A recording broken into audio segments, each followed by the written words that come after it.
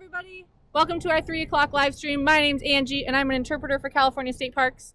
And today I'm joined by a super special guest, Dylan Clevenger, our permanent lifeguard up here on the North Coast. And he's going to talk to us a little bit about water safety. For those of you who love our parks and love our coast and want to enjoy them safely, tune in, like and share this video if you're enjoying it, and let's get started. All right, everybody, so I'm here with Dylan Clevenger, and we are at Trinidad State Beach today. It's a busy day here at the beach, and Dylan is on lifeguard duty, also hanging out with our junior lifeguards right now. But I wanted to give you an opportunity to tell us all about how people can be more aware and be more safe when they're visiting our coastal parks on the North Coast. Yep. Hi, guys. So, like Angie said, we're here today doing one of our outdoor youth recreation programs. As lifeguards here on the North Coast, we have to work with the Coast Guard, the fire departments, the sheriffs, everybody, just because it takes all kinds. And really what's happening out here is people are coming out, especially in the months of June, July, August, September, even into October when the weather's really nice. People are coming out into our state parks, which are really beautiful and really wild and natural up here on the North Coast.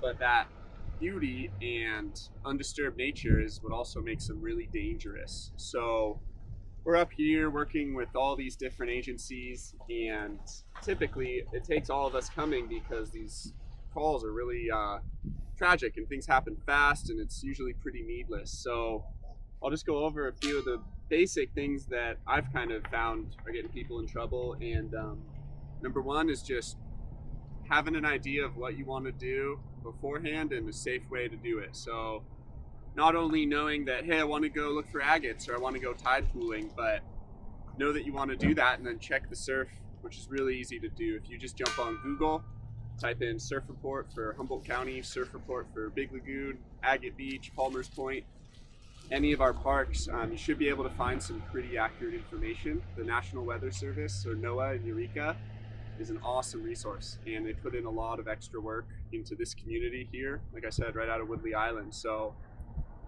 that's huge. Check the surf, have an understanding of the environment you're entering to. Also, one thing we've noticed this year is people coming in with improper gear, and also factoring into that knowledge stuff I was talking about.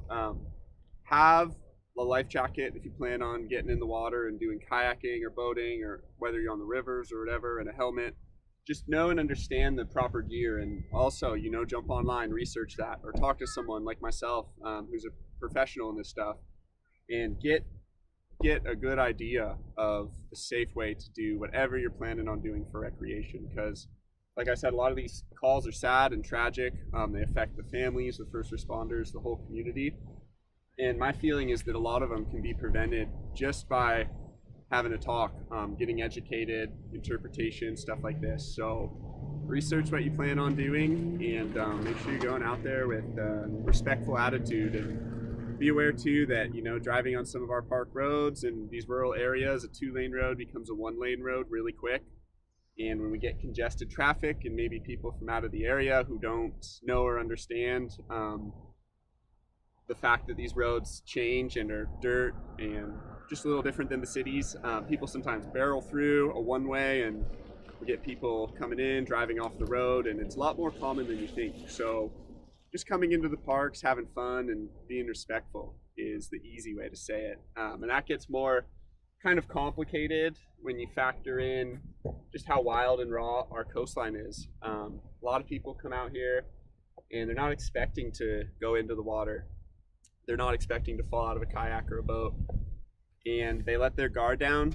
I think a good word is people get complacent overall. They don't read the signage. They don't pay attention to their surroundings. You get lost in whatever task you came out to do, and that's when you get in trouble. And unfortunately, a lot of these situations are situations that you cannot get yourself out of. So just having a respectful attitude goes a long way, and we all know that's a good thing. Awesome. Thanks, Dylan. Can you talk a little bit about sneaker waves? Because I think that's something that people maybe have heard of but don't quite know what they are and what the dangers are. Yeah, sneaker waves are not so sneaky. If you just check the surf, then you'll be able to tell if there's large surf.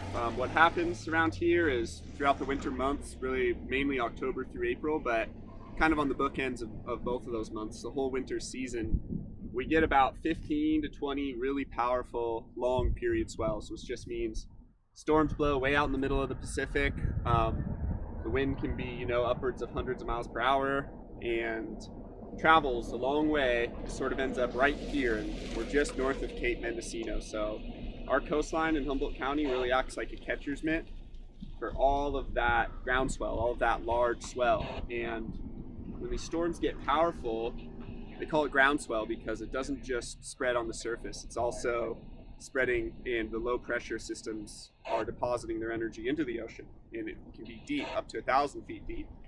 And when these deep, powerful, long interval swells land on a coast, especially a coast with steep beaches up at the lagoons, Black Sands Beach in southern Humboldt, the Klamath, all pretty much throughout our parks. When a ground swell, a big long interval swell lands on a steep beach, all that energy, all that depth of the swell has no time to dissipate. It just lands on the shore and basically detonates, sending waves way up the beach, making a really unsafe situation just for people down there hanging out with their kids, their dogs, or just themselves. You need to pick a dry spot, whether you're on a sandy or a rocky beach. Stay where it's dry. You need to obviously keep your eyes on the water, but more importantly, like I said, just keep your mind on the respect and power of the ocean, because it's different up here in the North Coast. It's not your stereotypical beach. It's not Hawaii or Southern California, where you might get swept in.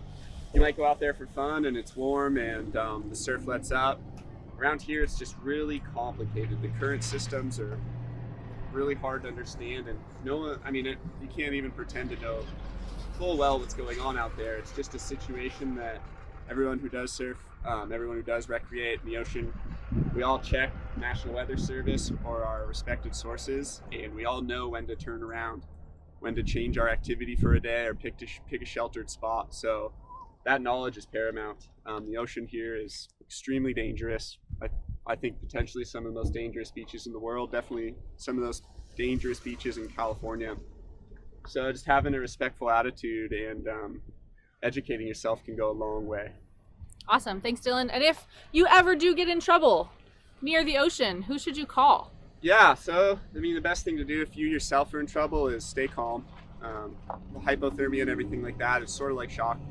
You need to breathe and just keep your blood going, keep your head above water, try to make some noise, signal somebody on the beach, and don't get too courageous.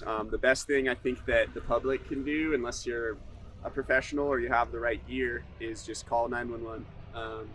You're going to need the Coast Guard and the lifeguards to come and help get you out of a situation like we get up here. And a lot of the calls too that happen, the best thing I think anyone can do is call 911 right away and then come back and try to help. But really make sure you get those resources going, because there are really good resources. The Coast Guard sector, Humboldt Bay, we're blessed to have them.